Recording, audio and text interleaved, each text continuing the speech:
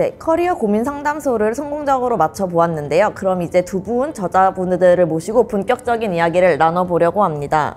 모두 리더가 되어야 하는 것은 아니지만 리더가 되길 포기하는 사람은 없어야 한다. 사실은 야망을 가진 당신에게를 쓰신 두 분, 먼저 두 분 간단한 자기소개 부탁드릴게요.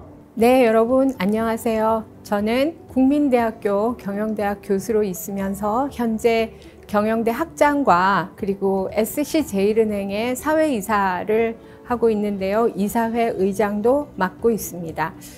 모두 제가 속한 조직에서 여성으로서는 처음으로 학장을, 그리고 여성으로서는 처음으로 이사회 의장을 맡아서 꽤 신문에도 많이 났습니다.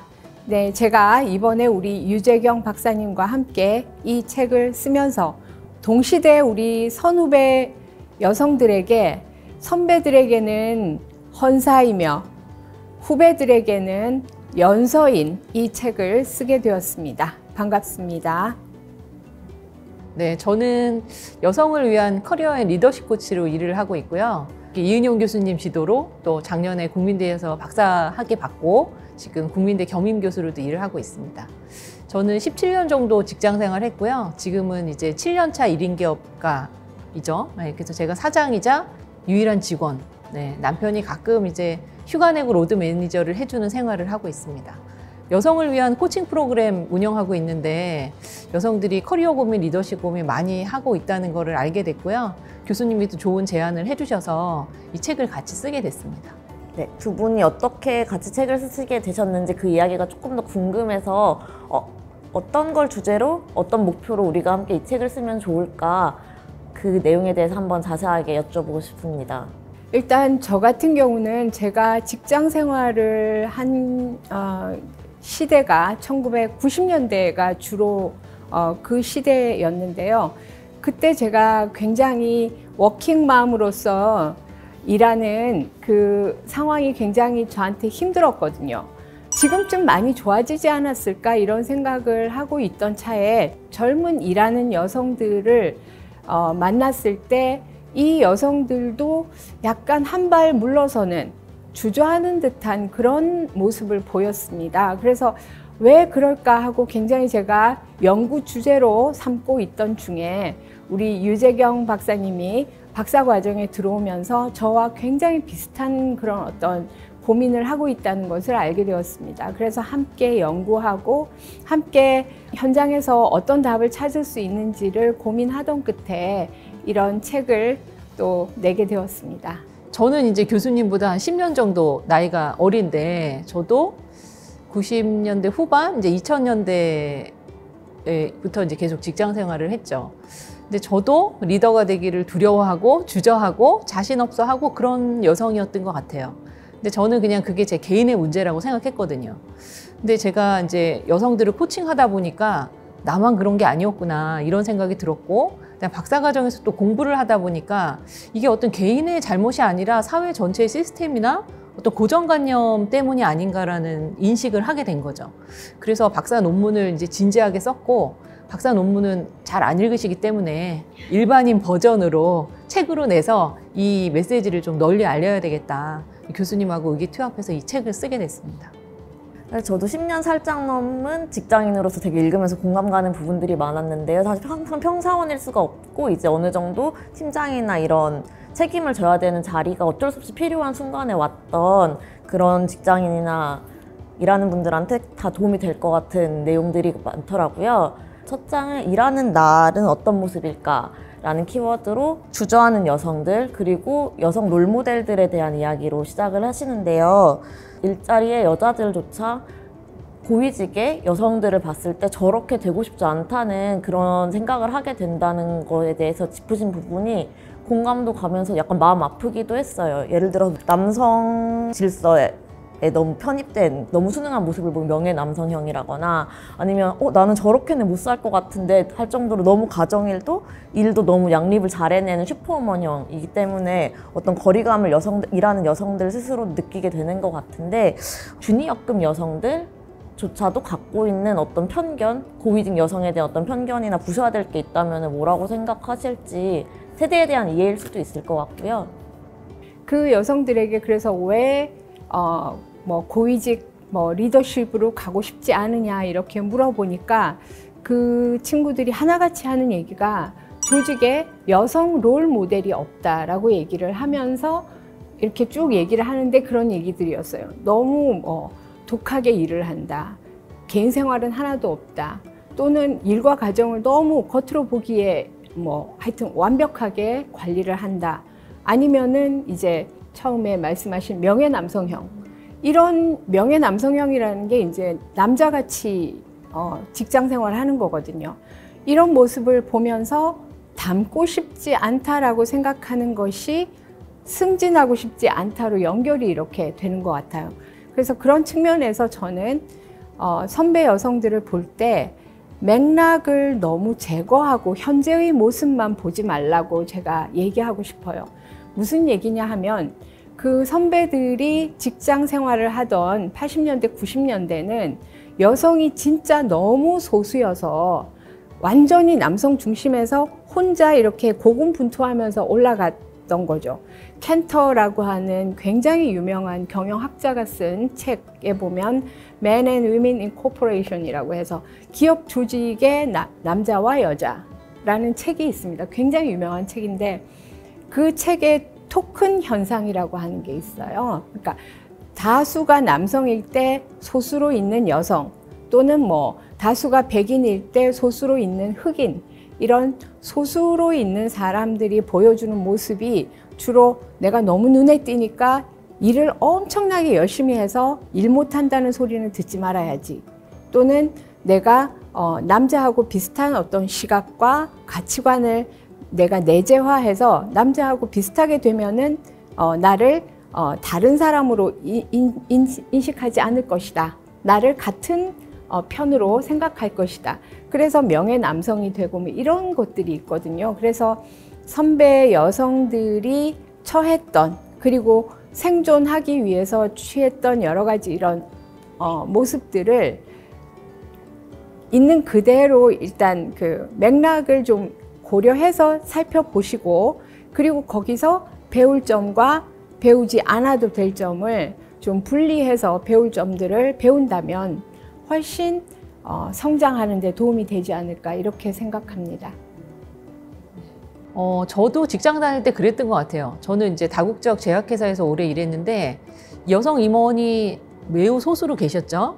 근데 이제 결혼을 안 하신 분도 있었고 결혼을 했는데 아이가 없으신 분도 계셨고 근데 저는 그렇게 안 보이시겠지만 애가 둘이 있거든요. 그래서 아이를 키우면서 직장 다니는 거를 그분들은 잘 이해를 못 하시는 부분들이 분명히 있더라고요. 나와 이제 상황이 다른 거에서 조금 거리감이 있었던 것 같고 그 다음에 대기업 같은 경우는 여성들은 이제 신입사원으로 입사해서 이렇게 올라가고 있는데 고위직 임원은 대부분 컨설팅사에서 이렇게 낙하산으로 데려온다던가 이런 경우들이 많이 있죠. 그러니까 나와는 다른 행성에서 온 사람들이다 이렇게 생각하는 경우들이 있어서 여성 임원에 대해서 좀 거리감을 많이 가지고 있는데 그게 너무 멀리서 저 사람은 그럴 거야 라는 혹시 선입견일 수도 있을 것 같아요. 교수님도 맥락을 이해해야 된다는 얘기를 하셨는데 제가 운영하는 코칭 프로그램에서는 멘토 인터뷰라는 거를 하라 그래요. 그래서 회사 내에서 멘토를 찾아서 인터뷰를 해라. 본인의 고민에 대한 조언을 얻어와라. 그래서 그런 계기로 사내에 있는 여성 임원하고 얘기를 했는데 의외로 나랑 공감대가 많이 있었고 또 조언을 많이 얻었다. 뭐 든든한 지원군이 됐다. 이렇게 얘기하시는 분도 있으세요. 그래서 그냥 막연하게 우리 회사 여성 임원은 다 이상해 이렇게 생각하지 마시고 조금 더 가까이 다가가서 이분은 어떤 사람일까 호기심을 가지고 이렇게 얘기를 걸어보면 그분도 또 도움을 주지 않을까 이런 생각도 해봤습니다. 그리고 또 하나 이야기하셨던 키워드 중에 저는 와닿았던 게 호감도의 덫이라는 거였어요. 사회적인 여성으로서 사람들한테 호감을 살 때 친절한 거나 어떤 상냥한 말투, 뭔가 부드러운 모습, 배려 이런 것들이 많이 요구되는데 이게 직급이 올라갔을 때는 또 리더십이랑 상충되는 부분들이 또 생겨나잖아요. 만약 그 덫에 빠지셨다면 어떤 식으로 극복하려고 하셨을지 궁금합니다.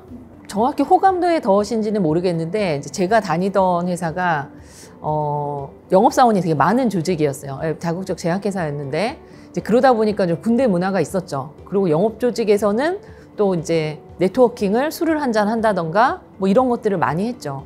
근데 저는 이제 아이도 있고 팀장으로 승진했을 때 저녁마다 그런 걸 할 여력이 없었죠.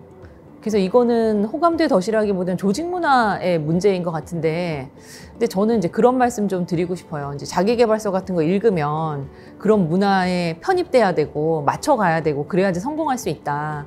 뭐 담배를 피우지 않아도 담배 타임에 같이 가라. 뭐 이런 얘기들을 하잖아요. 저는 그런 거 안 했으면 좋겠어요. 네. 본인이 할 수 있는 방법으로 리더가 되고 호감을 얻으셨으면 좋겠어요. 물론 이제 뭐 우리 책에서 얘기하는 여러 가지 그 스킬들을 발휘할 수도 있겠지만 그걸 해봤는데 생각보다 나랑 안 맞는 것 같다 이렇게 생각이 드시면 그냥 본인 스타일을 최대한 어필하셔서 다른 사람의 옷을 입고 내 얘기를 하긴 상당히 어렵거든요. 본 모습을 잘 드러내고 아, 저 사람은 그런 사람이야 라는 인정을 받을 수 있는 문화가 포용적인 문화라고 얘기하는데, 그런 문화에서 여성들이 일할 때 호감도의 덫에서도 좀 자유로울 수 있지 않을까 이런 생각이 좀 듭니다. 저 같은 경우는 이렇게 단계가 있었어요. 저의 그 이제 이렇게 변화하는 단계. 일단 처음에는 항상 좀 약간 여성스럽고 온순한 이미지를 주려고 했던 것 같아요. 왜냐하면 드세다는 얘기를 들으면 저한테 손해가 될 것 같았거든요. 그래서 좀 이렇게 경력이 쌓이면서는 남자들이 혹시 나를 경쟁자로 생각할까 봐, 경쟁자로 생각하는 순간 뭔가 이렇게 뭐 험담이나 견제나 이런 거에 대상이 될 수 있기 때문에 그게 굉장히 저는 두려웠어요. 그래서 경쟁자로 보이고 싶지 않았어요. 그래서 항상 저는 약간 한 발 좀 물러나고 좀 되게 겸손하게 보이려고 하고 그랬던 것 같아요. 제가 생각해 보면 저한테는 상당한 열정과 야망이 있었거든요. 이렇게 보이려고 저렇게 보이려고 하는 거 그거 안 하고 싶다. 그냥 있는 그대로 나를 보이고 싶다. 여성들이 야망을 가지고 리더가 되는 것을 꿈꾸기 위해서 조직이나 어떤 제도적인 현실도 굉장히 중요하다는 생각이 다시 한번 드는데요. 그런 이야기가 다음 장 조직의 현실을 제대로 알고 있나요? 파트에서 잘 언급이 됐던 것 같아요.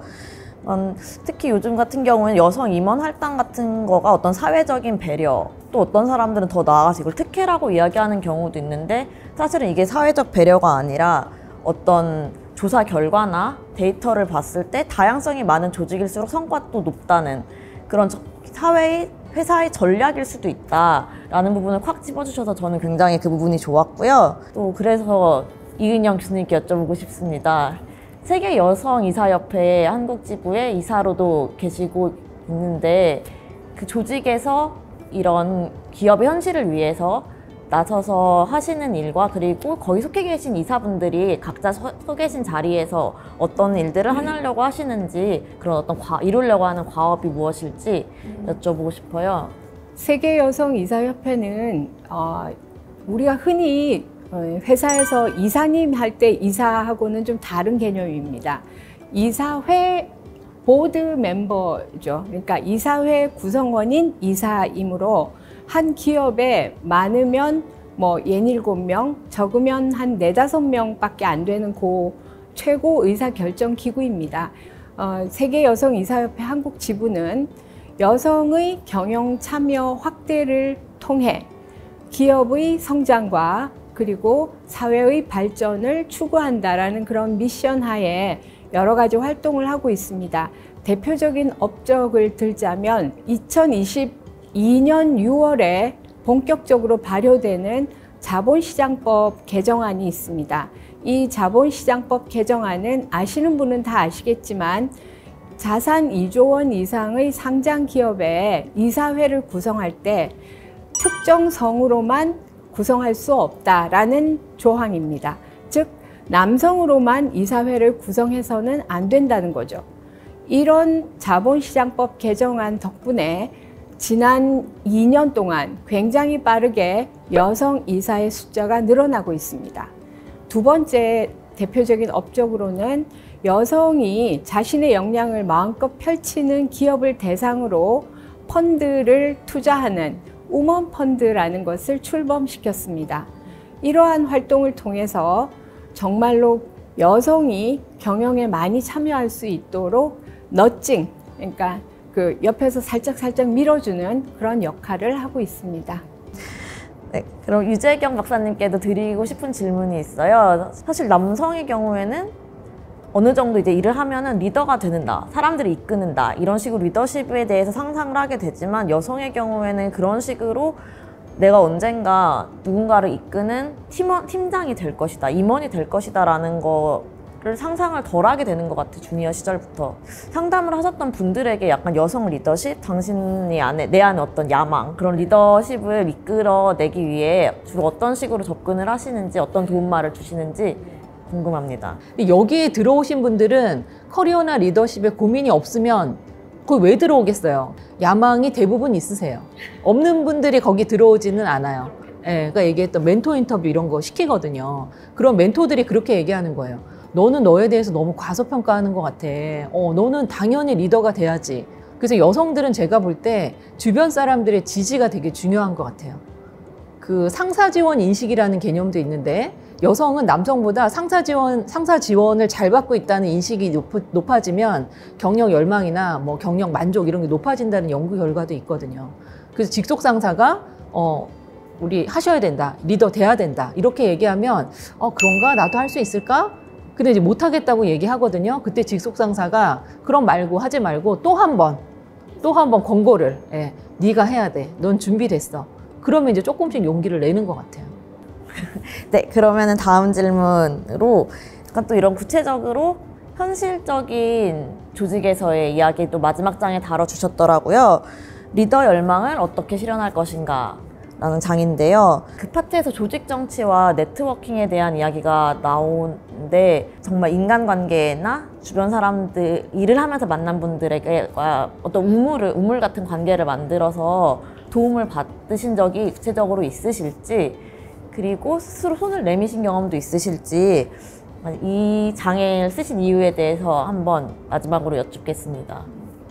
저도 사실 직장 다닐 때는 조직 정치나 그런 거 안 할 거야, 이제 이런 생각을 했죠. 일만 잘하면 되지. 뭐 같이 막 술 먹고 몰려다니고 팝을 만들고 저런 거, 난 저런 것까지는 할 생각이 없어. 이렇게 생각했는데 지금 이제 커리어 코치로 일하면서 느낀 점은 그렇게 안 하고 조직 정치를 할 수 있는 방법이 분명히 있는데 내가 못 찾았구나, 이런 생각이 많이 들어요. 뭐 여러 여성들이 있으니까 나에게 맞는 방법으로 조직 정치를 하는 방법을 찾았으면 좋겠고요. 그리고 이 네트워크가 중요한 게 제가 또 지금 이제 1인 기업으로 일을 하다 보니까 이제 조직에 있으면 어쩔 수 없이 네트워크가 만들어지죠. 그 조직에 속해 있기 때문에. 얼마나 뭐 깊으냐, 얼마나 넓으냐의 문제이고. 그래서 여성들이 조직 정치나 네트워크나 이런 거에 대해서 나는 못해, 나는 안 할 거야, 너무 이렇게 생각하지 마시고 나는 어떤 방법으로 나의 영향력을 확대할 수 있을까? 요거를 고민하시면 좀 슬기롭게 본인의 가치관을 지키면서도 충분히 할 수 있다고 저는 생각합니다. 조직 정치라고 하는 것은 나의 영향력을 축적하고, 그리고 내가 내 일을, 그리고 우리 팀의 성과를, 조직의 성과를 잘 내기 위해서 내 주변의 자원을 잘 활용하는 거예요. 사적인 이익이나 나쁜 목적이 아니고 정당한 목적을 위해서 하는 거는 얼마든지. 그래서 여성에게 제일 거리가 멀다고 느껴지는 야망, 네트워킹, 조직 정치, 이런 것들을 일부러 저는 강하게 주장을 하고 있는 거죠. 이거를 이렇게 외면하는 순간 저 자신을 지키는 것도 어려워요. 자신을 지키는 것도 어렵고 내 팀원을 지키는 것도 어려워진다고요. 그러면은 그거는 곤란하죠. 네, 오늘 쭉 하신 말씀을 들으면서 느낀 것들이, 물론 여성들이 일하는 방식이 바뀌어야 되고 어떤 야망을 가져야 되는 이런 내면의 변화도 중요하지만, 어쨌든 또 이런 야망을 통해서 리더가 돼야 우리가 또 세상을 바꿀 수 있고 다음 그 룰세터가 될 수 있다는 그런 생각이 명확하게 들었습니다. 마지막 질문으로, 다시 책의 질문으로 돌아가서 가늘고 길게 일하고 싶다, 월급 루팡을 꿈꾸는 사람들도 정말 많은 시대이기는 해요. 저도 제 후배들을 봐도 그러기도 하고, 그런 시대에 두 분은 야망에 대해서 이야기를 하셨는데요. 우리가 그래도 야망을 가져야 하는 이유, 야망이 두 분의 삶을 미친 영향이 있다면 그거에 대해서 한 번씩 이야기해 주시고 마무리하도록 하겠습니다. 야망이 뭐 이렇게 엄청난 건 아닌 것 같아요. 제가 무슨 노벨 평화상을 타겠다는 것도 아니고 세상을 뭐 엄청나게 바꾸겠다는 건 아니고, 제가 생각하는 야망은 내가 하고 싶은 일을 내가 할 수 있는 방식으로 재미있게 하는 게 야망인 것 같아요. 그래서 저는 모든 사람에게 야망이 있다고 믿어요. 그래서 각자의 야망을 오늘 이 유튜브 강의를 들으시는 분들은 한 가지씩 좀 설정하셨으면 좋겠어요. 근데 그런 말이 있어요. 당신의 야망이 당신을 두렵게 하지 않는다면 그거는 충분히 큰 야망이 아니다. 이런 말이 있습니다. 그래서 내가 야망을 봤더니 약간 시시한 것 같아. 그러면 안 돼요, 이거는. 딱 X 딱 하고 조금 더 크게 하셔가지고 롤모델 없다, 멘토 없다 이렇게 얘기하지 마시고 내가 내 야망을 실현해서 누군가의 롤모델이 되고 멘토가 됐으면 좋겠다. 네, 그런 얘기를 여러분에게 꼭 드리고 싶습니다. 우리 유재경 박사님 너무 잘 얘기해 주셔가지고 야망이라고 하는 것을 재정의하고 싶어요. 내가 나의 성공을 정의하고 그리고 나다운 방식으로 그 성공을 이루어내는 것. 그것은 누구에게나 사실은 가능해야 하고요. 남성, 여성을 가릴 것도 없고 나이를 가릴 것도 없이 모두에게 그런 어떤 야망, 자기가 가지고 있는 야망만큼 그것을 실현해 내시기 바랍니다. 감사합니다. 당신의 야망을 응원합니다. 응원합니다. 응원합니다. 네, 그럼 저도 양식이 여러분들의 야망을 응원하면서 오늘의 몸과 마음의 양식당 이렇게 마무리하도록 하겠습니다. 이은영 교수님, 유재경 박사님 오늘 함께 해주셔서 감사합니다. 다음에 뵐게요.